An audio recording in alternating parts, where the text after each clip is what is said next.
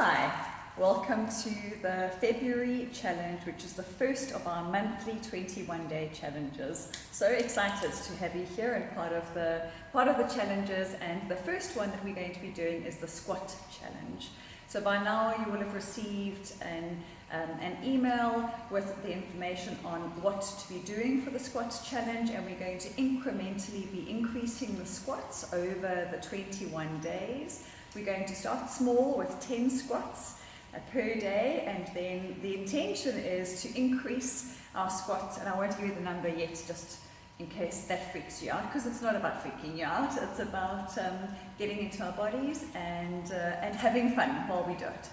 So, as per the welcome email, finding a spot in your home or in your room, or if you're traveling in your hotel room that works for you, and it's best to have a yoga mat or an area that's dedicated to your workout.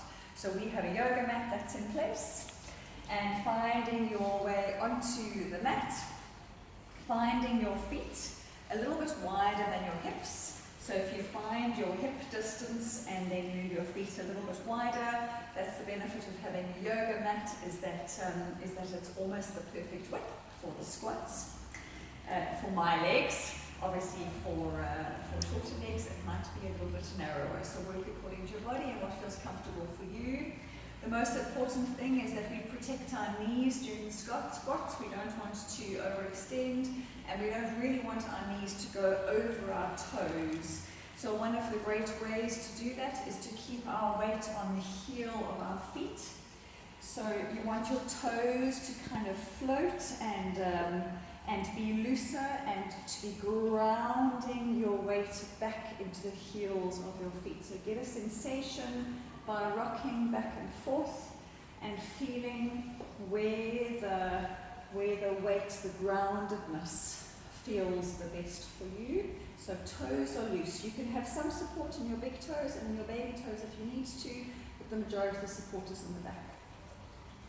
Finding your hands on your elbows, it's a really good way to keep the upper body nice and straight and strong. And we're going to move down. Be careful to make sure that your knees don't collapse in. We want to make sure that our knees are protected. So move your way down, and as you come up, you're going to squeeze the glutes and squeeze the buttocks. So it's moving down, making sure that your knees don't collapse in.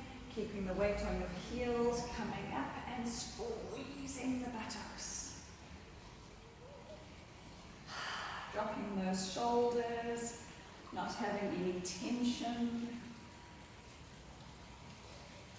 And every time you come up, sensing that squeeze in the buttocks. And that's where we're going to get the most benefit. So you can do sets. You can do sets of 3 and take a pause, or you can do the full 10. Really feel what works for you and for your body. And what's also quite nice is that you can see how your strength increases the more you do on a daily basis. Another alternative and an option that we're going to play with is called a sumo squat. So a sumo squat is having our legs in a sumo stance, which is a rider stance.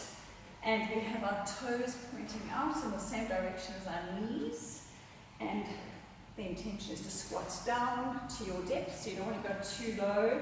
You want to make sure that you're feeling that support, and come up and squeeze.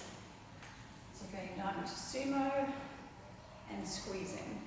So what you could do, for instance, you could do 10 squats normal on the one day, and on the alternative day do 10 sumo squats. That's it for now. Looking forward to connecting with you during the month, and enjoy!